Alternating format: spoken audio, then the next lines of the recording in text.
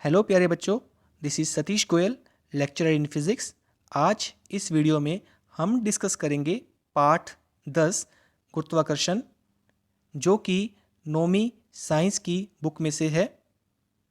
इसमें हम एक एक अंक वाले प्रश्न डिस्कस करेंगे, जैसे कि फिल इन द ब्लैंक्स और मल्टीपल चॉइस क्वेश्चंस। बच्चों, आपको बता दें, ये एक वीडियो सीरीज़ चल रही है जिसमें हम फिल इन द ब्लैंक्स पिछली वीडियो में डिस्कस कर चुके हैं और 15 क्वेश्चंस मल्टीपल चॉइस क्वेश्चंस भी डिस्कस कर चुके हैं। इनके ऊपर पहले से 2 वीडियोस बन चुकी हैं। अगर आप वो 2 वीडियोस नहीं देख पाए हैं और वो उन वीडियोस को देखना चाहते हैं, देन आप प्लीज़ मेरे चैनल की प्लेलिस्ट पर जाइए और आप वहाँ से उन दोनों वीडियोस को भी देख सकते हैं। और इस वीडियो में हम क्या डिस्कस करेंगे? हम डिस्कस करेंगे 36वें क्वेश्चन से लेकर 50 क्वेश्चन तक डिस्कस करेंगे। तो बच्चों, देखते रहिए। साथ ही हम आपको बता दें कि इस वीडियो में हर प्रश्न से जुड़ी हुई थ्योरी और न्यूमेरिकल जरूर डिस्कस किए जाते हैं। सो बच्चों, ध्यान से देखते रहिए, समझते रहिए और खुश रहिए। तो बच्चों, मल्टीपल चॉइस क्वेश्चन शुरू करते हैं हम। हर प्रश्न को ध्यान से पढ़िए, उनके आंसर्स के लिए सोचिए और जो भी आंसर आपने सोचा है उसको हमारी वीडियो के अंदर दिए गए उत्तर और डिस्कशन के साथ मिलान कीजिए। 36वां प्रश्न, किसी 1000 किलोग्राम द्रव्यमान की एक वस्तु जिसका आयतन 10 मीटर क्यूब है का घनत्व डैश होगा। बच्चों, यहाँ पर घनत्व की बात चल रही है। आपको बताया जा चुका है घनत्व का फॉर्मूला होता है द्रव्यमान बटा आयतन। द्रव्यमान कितना दिया हुआ है? 1000 किलोग्राम। और आयतन कितना दिया हुआ है? 10 मीटर क्यूब। कटा तो कितना बच गया? 100 किलोग्राम पर मीटर क्यूब। 100 किलोग्राम पर मीटर क्यूब। करेक्ट ऑप्शन देखते हैं क्या है? 10 किलोग्राम पर मीटर क्यूब नहीं है। अगली ऑप्शन 1000 किलोग्राम पर मीटर क्यूब, ये भी नहीं है। तीसरी, जी हाँ, ये सही है। चौथी ऑप्शन भी देख लेते हैं, 100 ग्राम पर मीटर क्यूब, नहीं, ये नहीं है। चलिए इसका उत्तर देखते हैं। जी हाँ, हमारा उत्तर क्या है? बिल्कुल ठीक है। अगले प्रश्न की ओर चलते हैं। 37वां प्रश्न, एसआई प्रणाली में पानी का घनत्व डैश है। बच्चों, यहाँ पर हम घनत्व की बात तो कर ही रहे हैं, साथ में एक उदाहरण भी ले रहे हैं। किसका? पानी का। कि पानी का घनत्व कितना होता है। पानी का घनत्व जो होता है वो कितना होता है? 1 किलोग्राम पर मीटर क्यूब, 1000 किलोग्राम पर मीटर क्यूब, 1000 ग्राम पर सेंटीमीटर क्यूब, 1 ग्राम पर मीटर क्यूब। इसका सही उत्तर है बच्चों 1000 किलोग्राम पर मीटर क्यूब। ठीक है, ये एसआई प्रणाली में पानी के घनत्व की वैल्यू थी, घनत्व का मान था। पर अगर यही बात हम सीजीएस की बात करें, ठीक है, तब उसमें पानी के घनत्व की जो वैल्यू है वो कितनी होती है? वो होती है 1 ग्राम पर सेंटीमीटर क्यूब। ध्यान रखिए, सीजीएस में 1 ग्राम पर सेंटीमीटर क्यूब होती है और एसआई सिस्टम में होती है 1000 किलोग्राम पर मीटर क्यूब। ठीक है बच्चों, याद रहेगा, बहुत ही महत्वपूर्ण प्रश्न है। अगला प्रश्न, पानी के सापेक्ष घनत्व का मान होता है। सापेक्ष घनत्व। सापेक्ष घनत्व पहले होता क्या है? सापेक्ष घनत्व का जो फार्मूला होता है किसी भी पदार्थ का, वो ये होता है, यहाँ पर लिखा जाता है वस्तु का घनत्व, वस्तु का घनत्व बटा पानी का 4 डिग्री सेल्सियस पर घनत्व। ठीक है, वस्तु का घनत्व बटा पानी का 4 डिग्री सेल्सियस पर घनत्व। ये ये फार्मूला है किसी भी वस्तु के सापेक्ष घनत्व का। तो ये 4 डिग्री सेल्सियस क्यों लिखा गया है? कुछ और भी लिख सकते थे। बच्चों, आपको बता दें कि 4 डिग्री सेल्सियस पर पानी का जो आयतन होता है वो सबसे कम होता है और पानी का जो आयतन सबसे ज़्यादा होता है, तो उसी तापमान पर उसका जो घनत्व होता है वो अधिकतम होता है। ठीक है, वो इसकी मैक्सिमम वैल्यू है। उसी को आधार मानते हुए आगे सभी के सापेक्ष घनत्व की बात की जाती है। तो इसका जो वैल्यू है, पानी के सापेक्ष घनत्व की वैल्यू क्या है? वो क्या है? 1 किलोग्राम पर मीटर क्यूब। 1000 ग्राम पर सेंटीमीटर क्यूब, 1 ग्राम पर मीटर क्यूब। बच्चों यहाँ पर भी घनत्व आ रहा है और यहाँ पर भी घनत्व आ रहा है। एक फार्मूले के अंदर ऊपर भी घनत्व है, नीचे भी घनत्व है, तो घनत्व दोनों के मात्रक जो होते हैं वो कैंसिल हो जाते हैं, कट जाते हैं। तो इसका जो वैल्यू बचती है पानी के सापेक्ष घनत्व की, वो बचती है 1। ठीक है, पानी का सापेक्ष घनत्व क्या है? 1 है। और मैं यहाँ जो कैंसिल आउट करने की बात कर रहा हूँ वो मात्रक की बात कर रहा हूँ, वैल्यू की बात नहीं कर रहा। वैल्यू तो इसकी जो है वो नेचुरली है। यहाँ घनत्व कैंसिल हो गया, इसके कारण क्या है, यहाँ पर कोई भी मात्रक नहीं बचता है। ठीक है बच्चों, तो हर चीज़ का जो सापेक्ष घनत्व होता है वो अलग अलग होता है, लेकिन पानी की बात करें तो पानी का जो सापेक्ष घनत्व होता है वो 1 होता है। दूसरी बात, सापेक्ष घनत्व का कोई भी मात्रक नहीं होता है। अगर घनत्व के ऐसा मात्रक की बात करें तो वो क्या होता है, पहले बताया जा चुका है, किलोग्राम पर मीटर क्यूब। और दूसरे जो सीजीएस सिस्टम होता है उसमें कितना होता है, ग्राम पर सेंटीमीटर क्यूब। याद रहेगा बच्चों? इसका सही उत्तर भी देख लेते हैं। जी हाँ, जो सेकंड ऑप्शन है वो बिल्कुल सही है। 39वें प्रश्न की ओर, यदि किसी पदार्थ के सापेक्ष घनत्व का मान 13.6 है तो ऐसी प्रणाली में उसका घनत्व होगा। तो बच्चों इस प्रश्न में क्या है, आपको दिया हुआ है सापेक्ष घनत्व। ठीक है, सापेक्ष घनत्व को इंग्लिश में बोलते हैं रिलेटिव डेंसिटी। सापेक्ष घनत्व बराबर होता है वस्तु का घनत्व बटा पानी का घनत्व at 4 degree Celsius. 4 degree Celsius पर पानी का घनत्व। हमें क्या दिया हुआ है, सापेक्ष घनत्व दिया हुआ किसी पदार्थ का, यानी कि ये वैल्यू दी हुई है, यानी कि 13.6 बराबर हमें उस पदार्थ का घनत्व पता करना है। ठीक है, तो घनत्व पता करना है। पानी का घनत्व कितना है, पानी का घनत्व है 1। ठीक है, 1 किस में है, ग्राम पर सेंटीमीटर क्यूब की बात करें तब है। ठीक है, तो उस मामले में क्या आ जाएगा, उस पदार्थ का घनत्व कितना आ जाएगा, 13.6 ग्राम पर सेंटीमीटर क्यूब। ठीक है, परंतु अगर पानी का घनत्व 1 ग्राम पर सेंटीमीटर क्यूब ना लेकर अगर हम 1000 किलोग्राम पर मीटर क्यूब लेते हैं तब क्या हो जाएगा, इसकी वैल्यू हो जाएगी 13.6 गुना 10 की पावर 3 किलोग्राम पर मीटर क्यूब हो जाएगी। चलिए उत्तर देखते हैं कौन कौन सा आ सकता है। 13.6 किलोग्राम पर मीटर क्यूब नहीं, ना तो ये 13.6 है, ना ही 13.6 गुना 10 की पावर 3 है। 13.6 गुना 10 की पावर 3 किलोग्राम पर मीटर क्यूब, बिल्कुल हाँ, ये ऑप्शन हो सकती है। परंतु अगली ऑप्शन से भी देख लेते हैं। 13.6 ग्राम पर मीटर क्यूब नहीं, यहाँ ग्राम पर मीटर क्यूब लिखा है, हमारी ऑप्शन हो सकती थी ग्राम पर सेंटीमीटर क्यूब, तो ये भी ऑप्शन गलत है।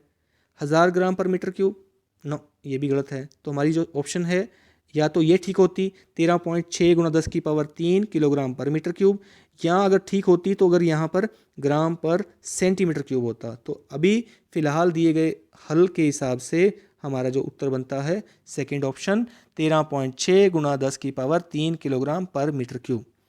बच्चों इस प्रश्न में ध्यान रखना है कि जो सापेक्ष घनत्व है उसका मान एसआई सिस्टम या सीजीएस सिस्टम के हिसाब से नहीं बदलता है।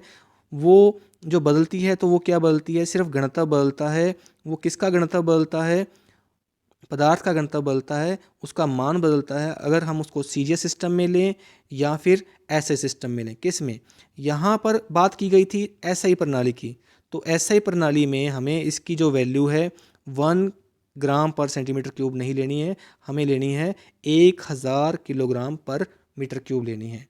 ठीक है बच्चों, इस प्रश्न में हमने देखा किसी पदार्थ का सापेक्ष घनत्व हमें पता है तो उसे दी गई प्रणाली में, जैसे कि ऐसे प्रणाली दी गई थी, ऐसे प्रणाली में उस पदार्थ का घनत्व कितना होगा। बच्चों इस वीडियो के अंदर हम बहुत से न्यूमेरिकल डिस्कस कर रहे हैं। अगर आपको किसी भी न्यूमेरिकल को समझने में किसी भी प्रकार की कठिनाई अनुभव हो रही है तो आप इस वीडियो के कमेंट बॉक्स में जाइए और वहाँ पर अपना कमेंट पुट कीजिए। आपके जो कमेंट होगी, जो क्वेरी होगी, उसका हर संभव प्रयास से आपको हल करने का प्रयास किया जाएगा। 40वां प्रश्न, एक उस भौतिक राशि का नाम बताइए जिसका एसआई मात्रक पास्कल है। ये प्रश्न मैं आपको बता चुका हूँ, इसका उत्तर क्या आएगा अब बता सकते हैं, गुरुत्वीय त्वरण, बल, गति या फिर दाब। सोचिए बच्चों इसका उत्तर क्या आएगा। इसका उत्तर आप खुद बताइएगा, ठीक है। ये प्रश्न मैं आपके लिए छोड़ रहा हूं। 41वां प्रश्न, किसी तरल पदार्थ के कारण किसी वस्तु पर उत्प्लावन बल किस दिशा में लगता है?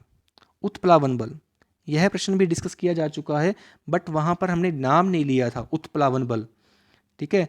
तो बताइए, दाईं ओर, बाईं ओर, ऊर्ध्वाधर नीचे की ओर, ऊर्ध्वाधर ऊपर की दिशा में। बच्चों, जब किसी वस्तु को किसी तरल पदार्थ में डुबोया जाता है तो उसके ऊपर एक बल लगता है ऊपर की ओर, वर्टिकली अपवर्ड, ऊपर की ओर, जिसके कारण क्या है, वह हल्की या फिर भारहीन महसूस करती है, ठीक है। वह बल किस दिशा में लगता है? ऊर्ध्वाधर ऊपर की दिशा में। जी हाँ, चौथा ऑप्शन बिल्कुल सही है, याद रखिएगा इसको। 42वां प्रश्न, डैश वह बल है जिसके कारण वस्तुएं किसी तरल पदार्थ में हल्का या फिर भारहीन अनुभव करती हैं? इसका उत्तर भी दे सकते हैं। जी हाँ, आपने बिल्कुल ठीक सोचा, उत्प्लावन बल।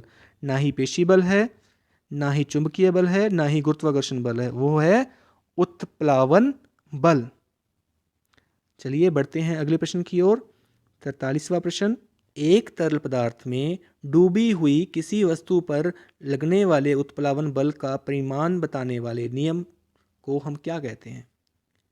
सोचिए, बहुत पहले हम इसके बारे में चर्चा कर चुके हैं कि वह सिद्धांत जिसमें हम बात करते हैं कि जब किसी वस्तु को हम किसी द्रव में आंशिक रूप से या पूर्ण रूप से डुबो देते हैं, तब उसके ऊपर नीचे से ऊपर की ओर लगने वाला बल उस वस्तु द्वारा विस्थापित किए गए तरल के भार के बराबर होता है। यह किसने बताया था? जी हाँ, आपको बिल्कुल अच्छी तरह याद है, यह आर्किमिडीज ने बताया था। तो इसके नाम पर ही ये सिद्धांत का नाम दिया गया है, आर्किमिडीज का सिद्धांत। न्यूटन के नियम नहीं है, पास्कल के नियम नहीं है, उपरोक्त में से कोई ये वाली ऑप्शन भी नहीं है। तो करेक्ट ऑप्शन है आर्किमिडीज के सिद्धांत, आर्किमिडीज का सिद्धांत। दाब का सूत्र डैश है। बच्चों, यहाँ पर दाब किसी भी वस्तु के कारण हो सकता है, ठोस वस्तु के कारण भी हो सकता है, तरल वस्तुओं के कारण भी हो सकता है। अगर हम तरल वस्तुओं की बात करें तो तरल वस्तुओं में जो दाब होता है वो क्या होता है? दाब बराबर क्षेत्रफल बटा प्रणोद, दाब बराबर क्षेत्रफल गुणा प्रणोद, दाब बराबर प्रणोद बटा क्षेत्रफल, उपरोक्त में से कोई नहीं। बच्चों, यहाँ पर प्रणोद आपके लिए एक नई टर्म आई है। प्रणोद होता क्या है? प्रणोद वह बल होता है जो नीचे से ऊपर की ओर लगता है, ठीक है। ये बात याद रखिएगा, नीचे से ऊपर की ओर लगने वाले बल को। अब नीचे से ऊपर कहाँ लगता है? यह द्रवों में लगता है। जब किसी भी द्रव के अंदर किसी वस्तु को डुबोया जाता है तब उसको नीचे से ऊपर की ओर एक बल लगता है। वह बल कितना होता है, उस बल को जो हम क्या नाम देते हैं, उस बल को नाम देते हैं प्रणोद, ठीक है। तो यहाँ पर बल यानी कि प्रणोद बटा क्षेत्रफल किसका सूत्र है? दाब का सूत्र है, ठीक है बच्चों, याद रहेगा। जी हाँ, इसका उत्तर तीसरा सही है, दाब बराबर प्रणोद बटा क्षेत्रफल। 45वां प्रश्न, बर्फ पानी में तैरती है क्योंकि? इसके ऊपर हम पहले चर्चा कर चुके हैं बच्चों कि बर्फ पानी में तैरती है। कोई वस्तु तैरती है तो वो क्यों तैरती है उस चीज़ में? क्योंकि उसका घनत्व उस तरल पदार्थ से कम होता है। देखिए क्या ऑप्शन है इसके। बर्फ का घनत्व पानी की तुलना में कम होता है, सही है। बर्फ का घनत्व पानी की तुलना में कम होता है, पहला ऑप्शन में सबसे ठीक है। आप बताइए, पानी का घनत्व बर्फ की तुलना में कम होता है? बर्फ का घनत्व पानी के बराबर होता है? उपरोक्त में से कोई नहीं। जी हाँ, आपने बिल्कुल ठीक सोचा, जो फर्स्ट ऑप्शन है बिल्कुल सही है, बर्फ का घनत्व पानी की तुलना में कम होता है।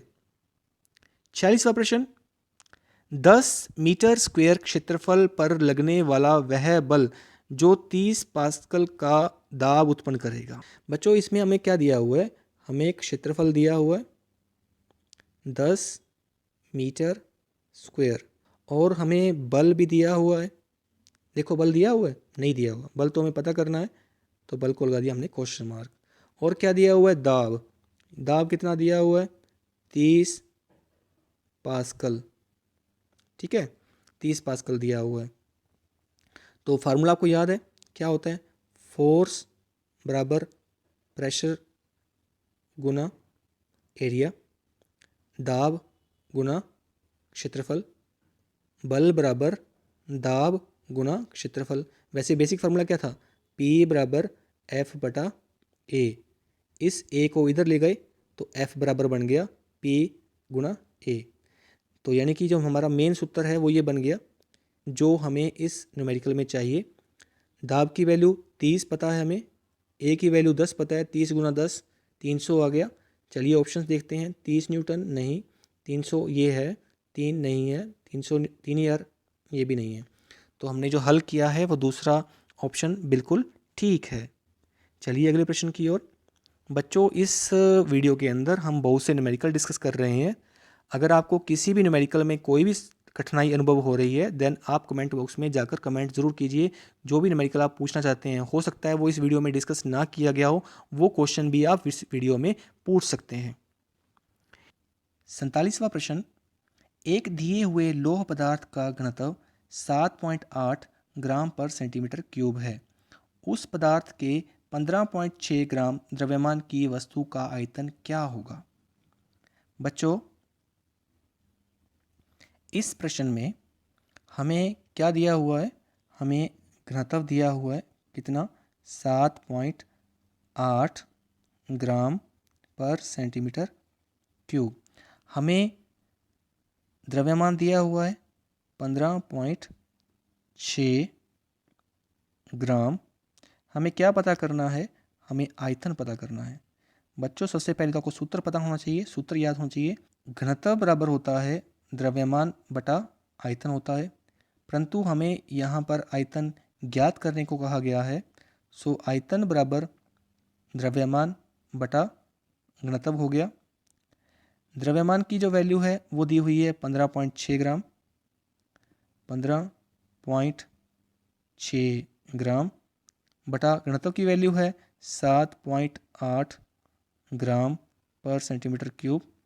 जब इसको कैंसिल आउट करेंगे तो हमारे पास उत्तर आ जाएगा 2 सेंटीमीटर क्यूब आ जाएगा। चलिए इसकी ऑप्शंस देखते हैं। 15.6 centimetre cube, 2 centimetre cube, 4 centimetre cube, उपरोक्त में से कोई नहीं।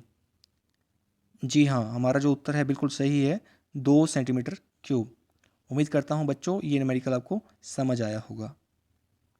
48वां प्रश्न, 14.4 मीटर क्यूब आयतन की 10 किलोग्राम पर मीटर क्यूब घनत्व वाली गैस का द्रव्यमान डैश होगा। बच्चों इस प्रश्न में आपको आयतन दिया हुआ है, V आयतन दिया हुआ है 14.4 मीटर क्यूब दिया हुआ है और घनत्व दिया हुआ है 10 किलोग्राम पर मीटर क्यूब दिया हुआ है। हमें पता करना है द्रव्यमान। ठीक है बच्चों, जो घनत्व होता है वो किसके बराबर होता है? द्रव्यमान बटा आयतन। तो जो द्रव्यमान का फार्मूला क्या हो गया? घनत्व गुणा आयतन। जब इन दोनों को मल्टीप्लाई करेंगे तो कितना आ जाएगा? इसको और इसको मल्टीप्लाई करेंगे तो आंसर आ जाएगा 144 किलोग्राम। ऑप्शन देखते हैं। नहीं, ये वाली नहीं है, ये भी 144 किलोग्राम नहीं है, ये भी 144 किलोग्राम नहीं है। जी हाँ, चौथी ऑप्शन है 144 किलोग्राम। बच्चों एक फार्मूला चल रहा है, rho is equal to M upon V. Rho is equal to M upon V. ठीक है बच्चों, इसी फार्मूले को इस्तेमाल करते हुए, प्रयोग करते हुए आप सभी जो क्वेश्चंस हैं वो हल कर रहे हैं। 49वां प्रश्न, एक ठोस वस्तु का घनत्व 350 किलोग्राम पर मीटर क्यूब है। पानी की बाल्टी में रखने पर वह डूब जाएगी या तैर जाएगी? पानी का जो घनत्व वो दिया हुआ है 1000 किलोग्राम पर मीटर क्यूब। बच्चों यह प्रश्न आप बिल्कुल अच्छी तरह से बता सकते हैं। इसकी ऑप्शंस मैं आपको बता रहा हूँ। वस्तु तैरती रहेगी, वस्तु डूब जाएगी, वस्तु बाल्टी के तले तक डूब जाएगी, उपरोक्त में से कोई नहीं। तो मैं आशा करता हूँ कि आप इस प्रश्न का जो उत्तर है वो आसानी से दे सकते हैं, क्योंकि इसके बारे में पहले स्टार्टिंग के जो क्वेश्चंस थे उनमें डिस्कशन की जा चुकी है। तो यह प्रश्न भी मैं आपके लिए छोड़ रहा हूँ, इसका उत्तर कमेंट बॉक्स में ज़रूर दीजिए। 50वां प्रश्न, सही कथन चुनें।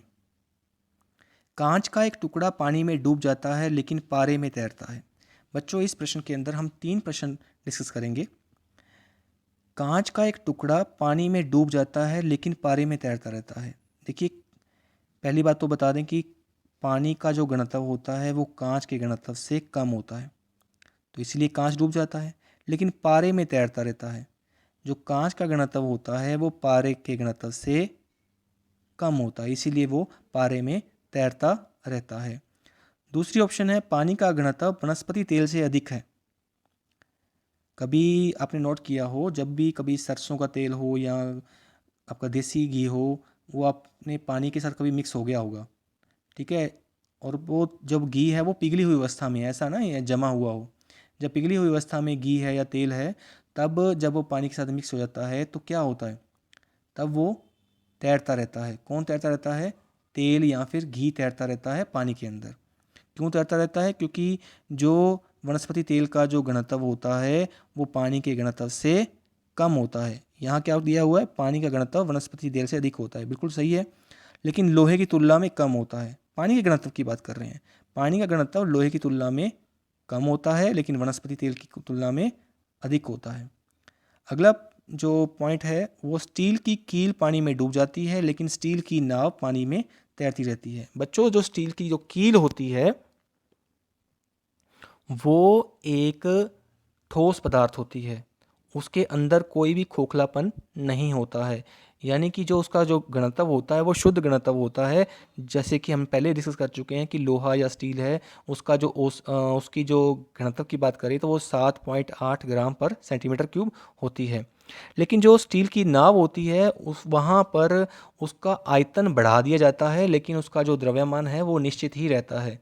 जिस कारण क्या है, उसका जो द्रव्यमान जो उतना रहने के कारण और उसका जो आयतन बढ़ जाने के कारण उसका जो औसत घनत्व है वो पानी की तुलना में कम हो जाता है, जिसके कारण वो पानी में तैरती रहती है। ठीक है बच्चों, अगला ऑप्शन देखते हैं, उपरोक्त सभी। जब हमें तीनों ऑप्शंस हमें ठीक लग रही हैं तो हम इसका जो उत्तर क्या देंगे? उपरोक्त सभी। तो यानी कि चौथा ऑप्शन इस प्रश्न का सही हल है। बच्चों, इस वीडियो में हमने 36वें क्वेश्चन से 50 क्वेश्चन तक डिस्कस किए। पिछली 2 वीडियोस में भी हम कुल मिलाकर हम 1 से 50 क्वेश्चन डिस्कस कर चुके हैं। बच्चों, अगर आपको ये वीडियो अच्छी लगी देन प्लीज़ इस वीडियो को लाइक कीजिए, जैसे मैंने आपके साथ शेयर की है आप अपने फ्रेंड्स के साथ भी शेयर कीजिए। अगर आपने मेरा अब तक चैनल सब्सक्राइब नहीं किया है देन प्लीज़ मेरे चैनल को सब्सक्राइब कर लीजिए, और जितनी भी वीडियोस आती रहेंगी आपके लिए आप प्लीज़ उनको वॉच करते रहिए। Keep watching, keep learning, keep cheering. Thank you, have a nice day.